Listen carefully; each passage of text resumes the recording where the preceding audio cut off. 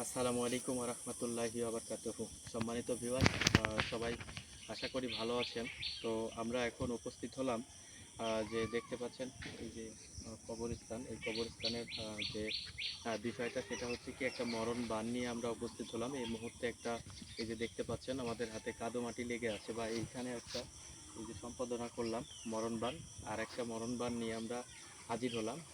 এই মরণ বানটা মারতেছি একটা ব্যক্তিকে, একটা শত্রুকে মরণ বান মারতেছি। সেই শত্রু যেভাবে নিঃশেষ হবে বা যেভাবে শেষ হয়ে যাবে, পৃথিবী থেকে বিদায় নেবে, সেটা যদি আপনাদের একটু খুলে বলি, সেটা হচ্ছে যে দেখতে পাচ্ছেন যে এখানে লেখা আছে ভিতরে, ভিতরে অনেক লেখা আছে। এই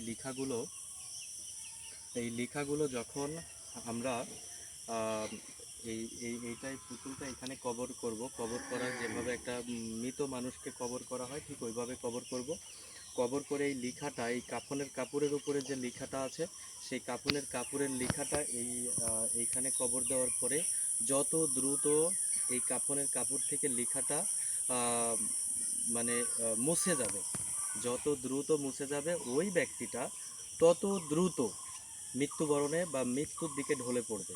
যত দিন পার হবে তত দ্রুত তার শরীর অকেজো হয়ে যাবে, এবং সর্বপ্রথমে যেটা হবে সেটা হলো যে তার শরীরটা ধীরে ধীরে সর্বপ্রথমে তার শরীরটা ব্যথা আসবে, প্রচণ্ড পরিমাণে ব্যথা হবে, এবং তার যে শরীরের যে অঙ্গ প্রত্যঙ্গ আছে সেগুলো আসলে সেগুলো মানে এমন ব্যথা শুরু হবে যে ব্যথাটা কখনো ডাক্তারের কাছে যাবেন। সর্বপ্রথমে আপনার শরীরটা অসুস্থ হবে, শরীরটা অসুস্থ হওয়ার পরে আপনি ডক্টরের কাছে যাবেন। ডক্টরের কাছে গেলে সে ডক্টর কিন্তু আপনাকে জ্বর মাপতে পারবে না, বা আপনার শরীরে যে ব্যথাগুলো শুরু হবে সেই ব্যথাটা কোনো মেশিনে, বাংলাদেশ চ্যালেঞ্জ বা কোনো বিশ্ব চ্যালেঞ্জ, যে কোনো মেশিনে আপনার এই ব্যথাটা ধরতে পারবে না। আপনার দেহের ভিতরে যেগুলো অস্থিরতা বা অস্থির লাগবে, সেই অস্থিরতা কোনো ডাক্তার আপনাকে ভালো করতে পারবে না। সে ডাক্তার ধরতেও পারবে না যে আপনার ভিতরের কি সমস্যা চলতেছে, তাকে বুঝাইতেও আপনি পারবেন না। কিন্তু ধীরে ধীরে এই ডাক্তার থেকে ও ডাক্তার, ও ডাক্তার থেকে ও ডক্টর, বা এই পর্যায়ে যাইতে যাইতে যতক্ষণ পর্যন্ত আপনি কবিরাজের কাছে না যাবেন, আমাদের কাছে না আসবেন, ততক্ষণ পর্যন্ত কিন্তু তিনি সুস্থ হবেন না। বের মাঝখানেই এই নাজেহাল হইতে হইতে কিন্তু এমনও সময় আছে যে যারা কবিরাজ বিশ্বাস করেন না তারা কিন্তু মারা যাবেন। এটাই হচ্ছে মূল বিষয়। আর আমরা এখন সাথে থাকুন, যে এই পুতুলটা আমরা কিভাবে আমরা কবর করে থাকি, বা মরণ বানের জন্য যে কবরস্থানে এসে কিভাবে আমরা এই পুতুলটা কবর দিয়ে থাকি, সেটা আপনাদের একটু দেখাচ্ছি।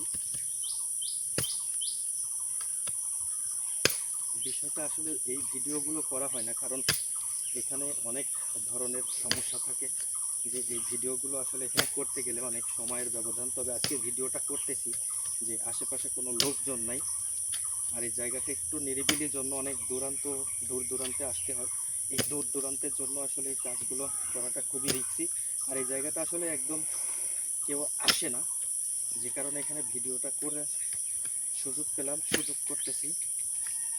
তবে দেখুন যে আসলে এই যে কবর করতেছি, সেটা এইখানে কিন্তু সেই চাপা মাটিটা দেব।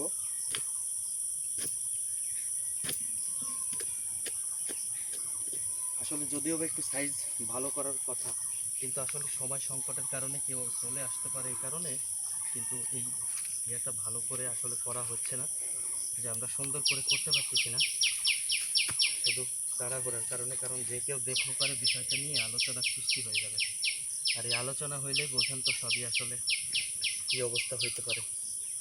তবে এই যে পুতুলটা দেখছেন, একটু আগায় নিয়ে আসুন। এই যে পুতুলটা দেখছেন, এই পুতুলের মধ্যে যে লেখাটা আছে, সেই লেখাটা যত দ্রুততম মুছে যাবে তত দ্রুততম আমরা যে ব্যক্তিকে মারতেছি সেই ব্যক্তি অসুস্থ হয়ে যাবে ইনশাল্লাহ। তো এই যে দিলাম, দেখতে পারলেন। এখন এনাকে মাটি দিয়ে দেবো। শেষ যে কৃতিত্বতা আছে সেটা আমরা পালন করবো।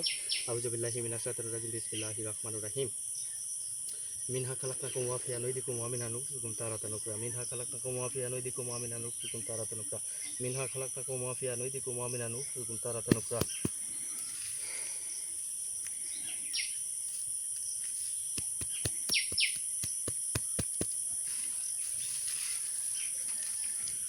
থেকে শেষ করে দিলাম, ঠিক আছে। এখন আমরা আসলে এখান থেকে চলে যাব।